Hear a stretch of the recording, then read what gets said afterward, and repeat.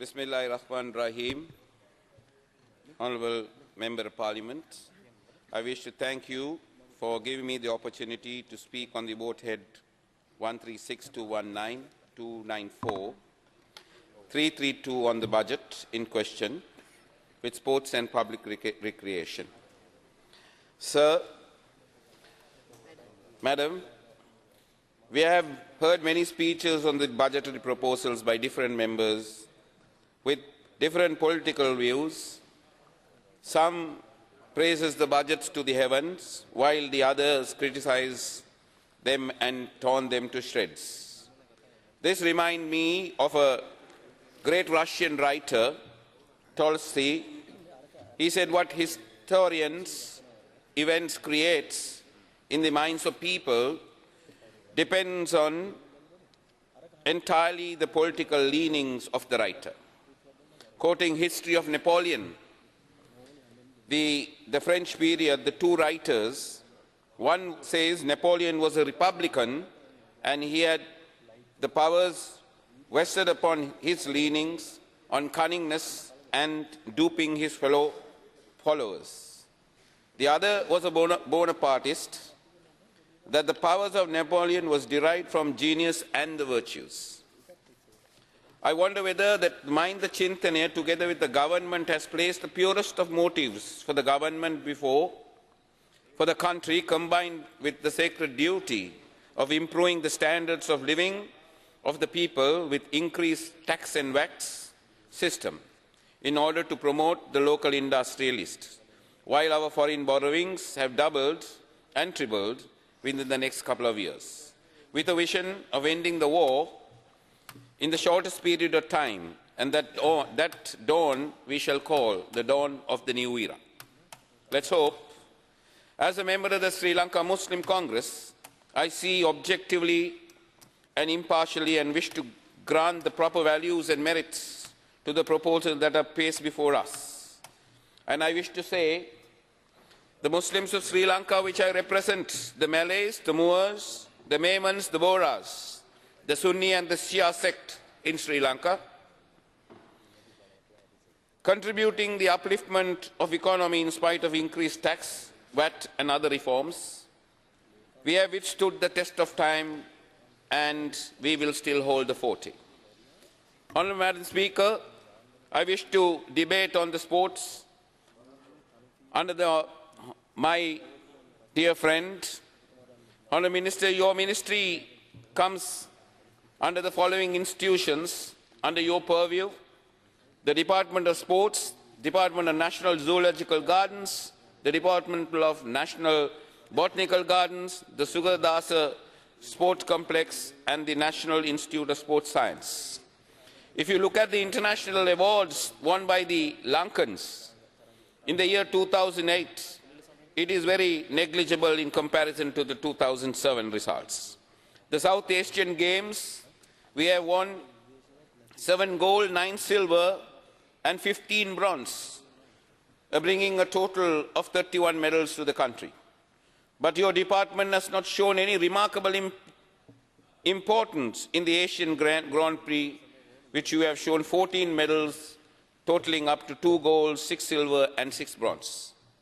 I wish to place on record that the funds that are placed before the development for 2008 and 2009, Honourable Minister, the projects that you are projecting is about 490 million in the 2008 and in 570 million in the 2009 era. I wish to seek the indulgence in the following. One is the Reed Avenue Sports Complex. I wish to place on record that the complex was partly handed over to the Colombo Municipal Council in 2002 for maintenance and day-to-day governance of that complex. I was the chairman of Sports and Recreation of the Colombo Municipal Council in the year 2001-2002, and a sum of rupees 50 million was given to the Colombo Municipal Council as a grant for the development of the Reed Avenue complex. The Reed Avenue complex is a heritage property and it is constructed during the British times in the independence era. And it is a position that these funds for development given to the municipal council was deposited in the banks and used for solid waste agreements, and not a penny was granted for any upliftment of this particular area. That is to say, this country, we had a very green patch within the city of Colombo, which is the race course and the turf, the most outstanding heritage property site in our country. When the late Mrs. Sirima Bandaranaike was the Prime Minister in 1963, she chopped and blocked out most of the areas and ruined the area with the planetarium, giving part of them to the university, some to the Ministry of Sports, some to the Bloomfield Club, some to Royal College, and so on. Petty political affiliations made them to give these lands to various institutions, which was a beautiful landscape in the city of Colombo, which we regret. There is no revival whatsoever.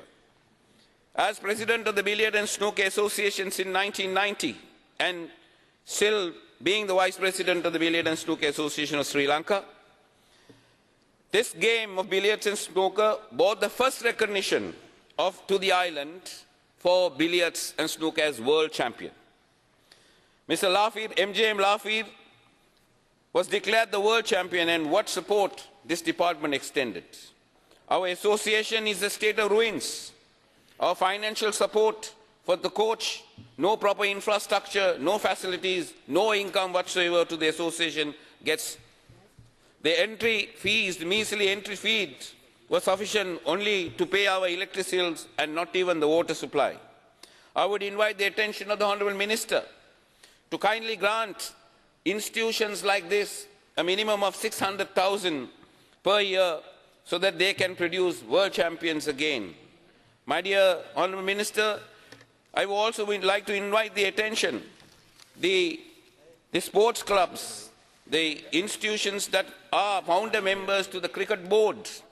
Moores Sports Club is which I am the president. I have been the founder member of the cricket board, having served a number of years in the committee, in the sponsorship to organizing. I have been the treasurer of the CDA, and when the ministry interferes with the petty few people who are running up the board, which has brought great pride to our country, making Sri Lankan cricket the world champions.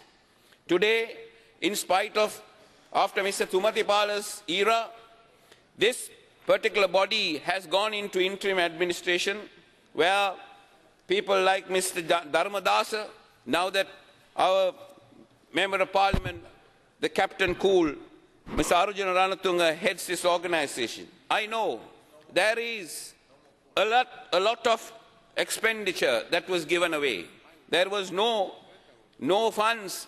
Even this year, we have not got any funds. The funds are cut.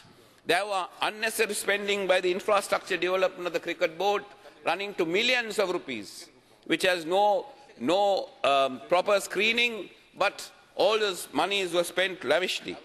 The Moores Sports Club, which is open to all, and it is a 100% Buddhist, single-oriented team playing cricket in our country. Our funds are cut to size, which we can no longer survive.